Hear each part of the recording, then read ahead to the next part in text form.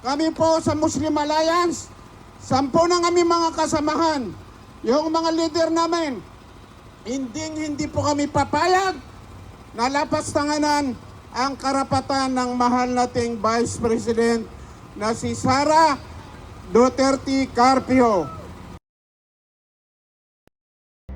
Mga bulok na pangako, palasyong ipinatong sa ating buto, krimeng itinago sa kasinungalingan, kalayaan natin ipinagpalit sa ginto.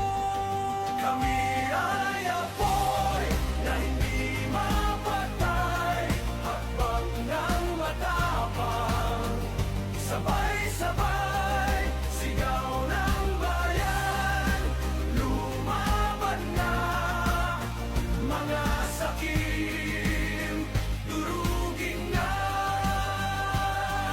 taas no, humahakbang, wag yumuko kailanman.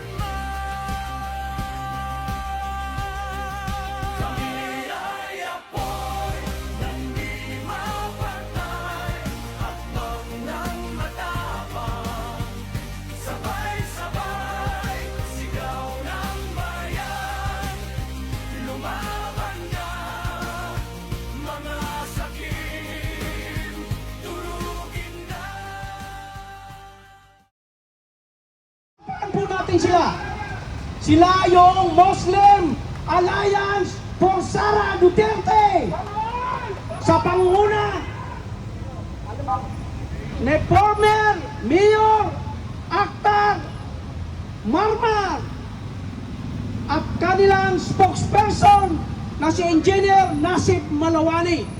Alam po natin ang Muslim Alliance for Sara Duterte ay pinapalooban ng Muslim Traders Association in Green Hills at Muslim Business Club ng Green Hills. Naririyan yung pinakamaraming, pinakamalalaking, pinakamayayaman mga Muslim na negosyante sa ating bansa. Nakita natin kanina yung kanilang contingent, napakarami. Halos 100 sasakyan nag-motorcade mula Green Hills hanggang dito sa Korte Suprema upang ipanawagan sa bantayog ng Korte Suprema na magdesisyon na, magbaba na ng hatol doon sa 2 petisyon na nakabinbin dyan sa taas ng Korte Suprema. Ano itong 2 petisyon? O narito yung habeas corpus para kay former President Rodrigo Duterte. Pangalawa, yung petition nila Atty. Torion Ital laban doon sa nangyayaring proceeding dyan sa Kongreso. Alam natin, ang nangyayari dyan sa Kongreso ay matatawag ng isang fishing expedition. Ito ay grave abuse of discretion ng Committee on Justice ng House of Representatives. Malinaw sa ating isipan, malinaw sa ating paningin na ang testigo nilang si Ramel Madriaga ay pinaka-number 1 na sinungaling. Saan ka makakakita ng nakakulong, kidnapper, convicted na ginawa pa ang testigo dyan sa House of Representatives? At masasabi ko, ni isa sa kanyang mga sinabi, walang tumugma, kaya lalong bumababa yung kredibilidad ng House of Representatives dahil sa pangyayaring yan. Ang katunayan, sinasabi nila na hindi na kailangan pabalikin si Ramel Madriaga dahil bistado na siya sa kanyang mga kasinungalingan. Kanina, sinabi ni Commander Kuya Park yung history ng Mindanao, yung history ng revolusyon, yung MNLF hanggang MILF at ngayon mayroon na tayong BARM dyan. Ang totoo niyan, wala kaming tunay na autonomiya dyan sa BARM. Kami ay nakatali sa kuko ng Imperial Manila. Kami ay nakatali sa kuko ng national government. Kami ay minamando ng national government kung kaya kami ay patuloy na nagkakagulo. Ilang bisis na napuspon yung eleksyon dyan. Ngayon, nangangamba tayo na mapupuspon naman dahil doon sa nangangambang kaguluhan dyan sa Mindanao. Dahil doon sa hindi mabilang na petisyon na nandito sa Korte Suprema na hindi pa nabibigyan ng solusyon, hindi pa nabibigyan ng desisyon. Kaya isasama ko na rin sa aming panawagan na yung mga nakabinbin dyan na petisyon sa Korte Suprema patungkol sa BARM election, maawa kayo, mag-decide na kayo dahil nangangamba kami sa BARM na baka kami magkagulo. Nakikita niyo yung aming mga politiko nag-aaway-away, walang dahilan kundi dahil sa politika at hindi mangyayari yan kung hindi dahil sa Imperial Manila, kung hindi dahil sa Malacanang na nagpamando sa amin. Hindi ko na pahabayin, nais kong tawagin yung pinakamaraming hanay ng mga Muslim na dumating ngayon. Nakita natin kanina yung kanilang contingent. Tawagin ko ang spokesperson ng Muslim Alliance for Sara Duterte sa katauhan ni Dato Engineer Nasib Malawane. Takbir! Takbir! Takbir!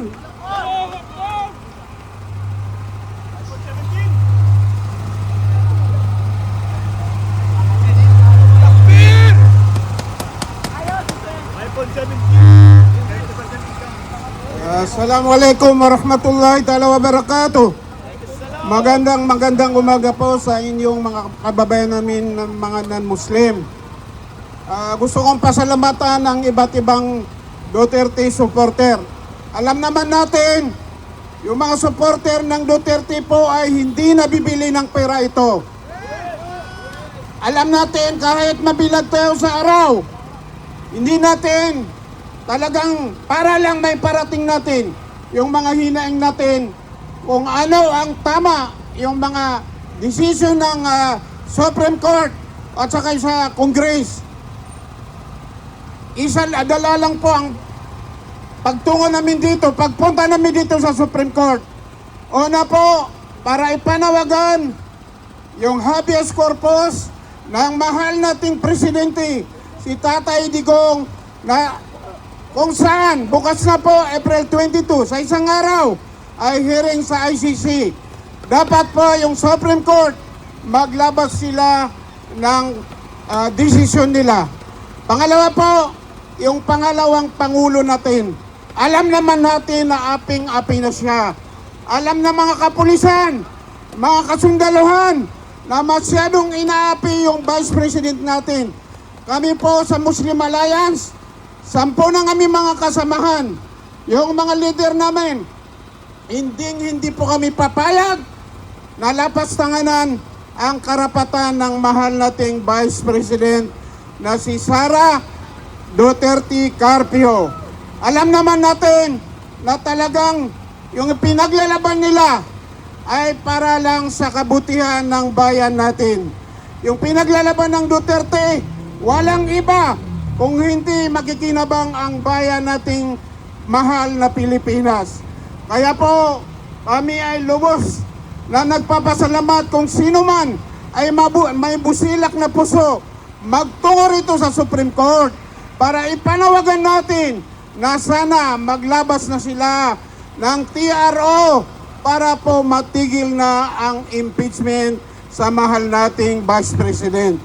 Muli po, maraming salamat sa inyong lahat ng grupo ng mga kamusliman, yung One Bangsa, Muslim Alliance, yung ibang grupo ng mga Muslim, at yung mga ibang grupo din na suportado po kay Duterte. Tulad ng Duterte Riders, kanina ko pang nakikita na nabibilag sila sa araw. Talagang hindi sila nagatubili para lang ipagawawayan nila yung bandila ng Pilipinas. Hindi tayo magtatagal sa init ng araw. At saka yung mga kapulisan natin, sila din ay nagbibilad sa araw para panatilihin ang kapayapaan. Sa Muslim Alliance, makakaasa po kayo sa mabuting paraan, mapaupo natin ang mahal nating Vice President tulad po ng election sa 2028. Makakasa po kami 100% yung mga grupo ng kamusliman para po sa mahal nating Vice President. Muli po sasabihin ko, lahat ng kamusliman sa Mindanao, 90% yung kamusliman ay para sa Duterte family. Kaya po, maraming salamat sa inyong lahat. Mabuhay po ang sambayan ng Pilipino. Mabuhay ang Duterte family. Assalamualaikum warahmatullahi ta'ala wabarakatuh.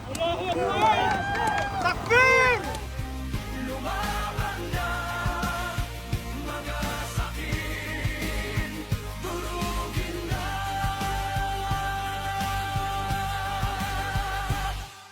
Taas no, humahakbang, wag yumuko. Duterte! Duterte! Duterte! Bring him home! Bring him home! Bring him home! Yes! Salamat!